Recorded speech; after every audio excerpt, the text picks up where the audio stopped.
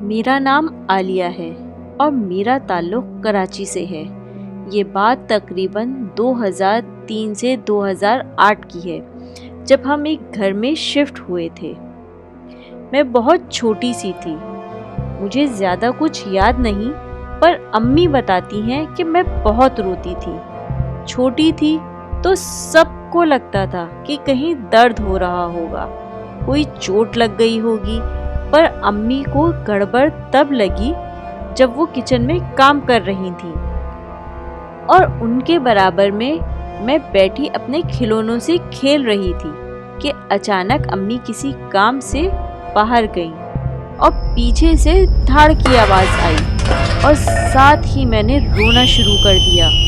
وہ بھاگتی ہوئی میرے پاس آئیں تو کیا دیکھتی ہیں کہ اوپر چولہے پہ جو دیگچی چڑھی تھی وہ ایک دم دھاڑ کر کے گر گئی اور میرا پورا پاؤں جل گیا اور سارے کھلونے بھی ٹوٹ گئے تھے۔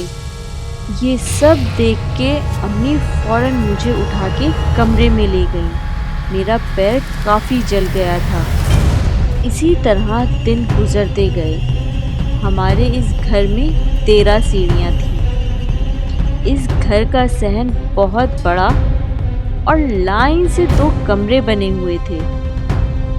ایک دن اسی طرح میں صحن میں سائیکل چلا رہی تھی کہ مجھے محسوس ہوا کہ میری سائیکل سیڑھیوں کی طرف کھینچی جا رہی ہے۔ میں نے بڑی زور لگانے کی کوشش کی، مگر وہ آگے کے بجائے پیچھے آ رہی تھی۔ پھر اتنی پیچھے گئی کہ مجھے سیڑھیاں نظر آنے لگیں۔ میں نے ایک چیخ ماری اور اسی وقت جیسے کسی نے مجھے دھکا دیا ہو۔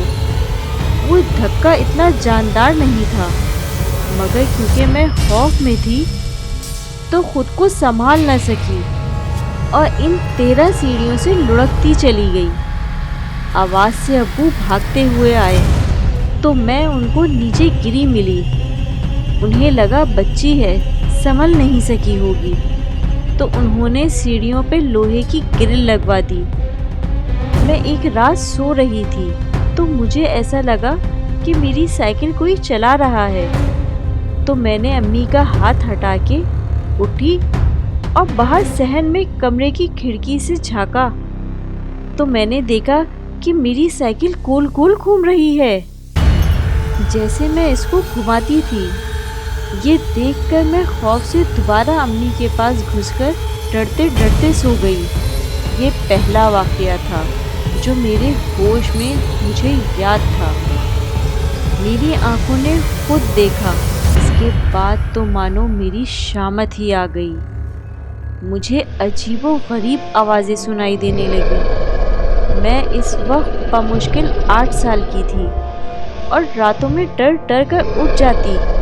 میری امی ابو مجھے سمجھاتے کہ ایسا کچھ نہیں ہے، مگر میں شروع سے اپنی چیزوں کو لے کے بہت حساس تھی۔ مجھے غصہ آتا تھا کہ آپی کی چیزوں کو نہیں چھیڑتے۔ ایک رات مجھے ایسی آواز آئی جیسے کوئی سیڑھیوں کی گرل کو کھول کے اس کی کنڈی بجا رہا ہو۔ میں اپنی جگہ سے اٹھی اور کھڑکی سے باہر جھانکا تو میں امی کے پاس بھاگی۔ امی میرے ساتھ اٹھ کے آئیں اور سیڑھیوں کی طرف گئیں۔ آپی سیڑھیوں پر بیٹھی منہ گھٹنے میں چھپائے ہوئے رو رہی تھیں۔ آپی کو ایسا روتا دیکھ کے مجھے کچھ سمجھ نہیں آیا، پر امی انہیں سمجھانے لگیں اور اندر لے گئیں۔ اسی طرح چھوٹے موٹے واقعات ہوتے رہے۔ 2007 میں میری عمر 12 سال ہو گئی اور آپی 22 سال کی۔ بچپن میں ان کی منگنی ماموں کے بیٹے کے ساتھ طے ہو گئی تھی۔ پھر اچانک ماموں کے بیٹے نے ایک دن آ کے منگنی توڑ دی اور کہیں اور شادی کر لی۔ اس دن آپی بہت روئیں۔ میں اب کیونکہ بڑی ہو گئی تھی اور چیزوں کو سمجھنے لگی تھی، تو میں نے بھی آپی کو سنبھالنے کی بہت کوشش کی، پر ایسا ہوا کہ آپی بہت زیادہ نمازیں پڑھنے لگی اور ہر وقت کوئی دعا کوئی وظیفہ پڑھتی رہتی اور آہستہ آہستہ دنیا سے بے خبر ہوتی گئی۔ وہ 1 سال آخری سال تھا جو ہم نے اس گھر میں بڑی اذیتوں سے گزارا۔ ایک رات میں سو رہی تھی کہ میری آنکھ کھل گئی۔ میں نے دیکھا کہ آپی اپنے بستر پر نہیں ہیں۔ جب صحن میں نظر گئی تو آپی وہیں کچن کے پاس سر اوپر کر کے کھڑی نظر آئیں۔ میں اٹھی اور ان کے پیچھے جا کے کھڑی ہو گئی۔ مجھے دیکھ کے جیسے وہ ہوش میں آئیں۔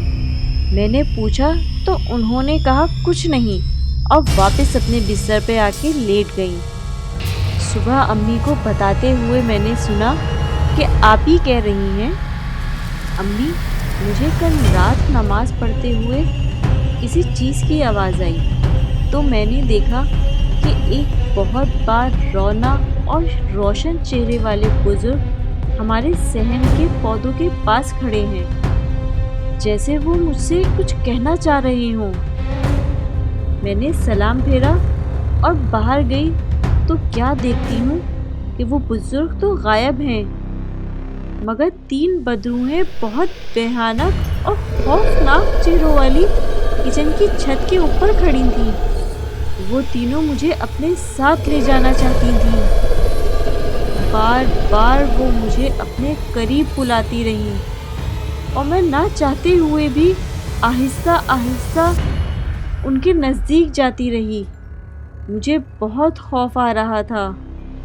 میرے دل کی رفتار اس وقت بہت تیز تھی۔ پھر چھوٹی اچانک کہیں سے آ گئی اور اس نے مجھے آواز دی۔ اس کے آتے ہی وہ تینوں کہیں غائب ہو گئیں۔ امی میں کتنے سالوں سے یہ سب برداشت کر رہی ہوں۔ آپ ابو سے کہیں نا کہ ہم یہ گھر چھوڑ دیتے ہیں۔ وہ بات کرتے کرتے رو رہی تھی اور مجھے اپنی آپی کی حالت اب سمجھ آئی تھی۔ وہ کتنی اذیت اور خوف میں مبتلا ہیں، اس کا اندازہ ہو رہا تھا۔ پھر کچھ دن تو کوئی خاص بات نہیں ہوئی، پر ایک دن مجھے اسکول سے جلدی گھر بلایا گیا۔ جب گھر آئی تو پتہ چلا آپی کی شدید طبیعت خراب ہے۔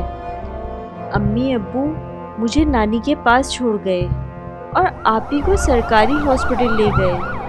وہاں آپی کے سارے ٹیسٹ ہوئے اور آپی بالکل ٹھیک تھی۔ انہوں نے ڈرپ ختم ہونے کے بعد گھر جانے کا کہا، مگر آپی کی حالت مزید خراب ہونے لگی۔ اب ان کے جسم میں جھٹکے پڑنے لگے۔ حالت اتنی خراب ہوئی کہ انہیں وینٹیلیٹر پر ڈال دیا گیا۔ یہاں میں نانی کے پاس سو رہی تھی۔ دوپہر کا وقت ہوگا۔ دن کے ٹائم بھی اندر والے روم میں اندھیرا ہو جاتا تھا۔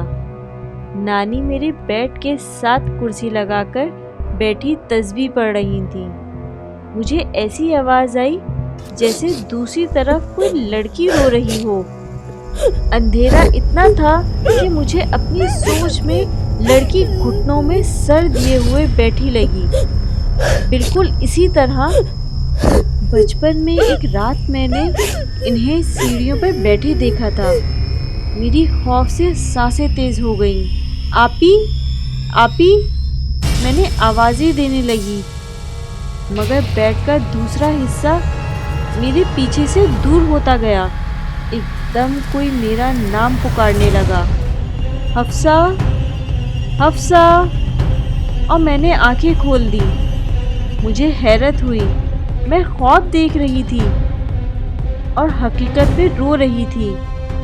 نانی مجھے روتا دیکھ کے مجھے آوازیں دے رہی تھیں، پھر میں ان سے گلے لگ کے خوب روئی۔ مجھے لگا کہ میں اپنی آپی سے پھر کبھی نہیں مل پاؤں گی، مگر شاید اللہ کو ان کی زندگی اب رکھنی نہیں تھی۔ وہ وینٹیلیٹر سے واپس آ گئیں، مگر ہوش سے بیگانی تھیں۔ وہ شاید ذہنی ڈپریشن کی وجہ سے کوما میں جا چکی تھیں۔ ہم دن رات ان کے اٹھنے کی دعائیں کرتے رہتے، مگر 6 مہینے زندگی اور موت میں رہنے کے بعد وہ اس دنیا کو چھوڑ کے چلی گئیں۔ اور اس غم کو برداشت نہ کرتے ہوئے ہمارے ابو آپی کے انتقال کے 6 دن بعد ہی اس دنیا سے رخصت ہو گئے۔ آپی کی موت آج تک ہمارے گھر کے لیے ایک معمہ ہے، مگر مجھے لگتا ہے کہ وہ تینوں بدروحیں اپنے مقصد میں کامیاب ہو گئیں، اور اس بار میں انہیں ان بدروحوں سے نہیں بچا سکی۔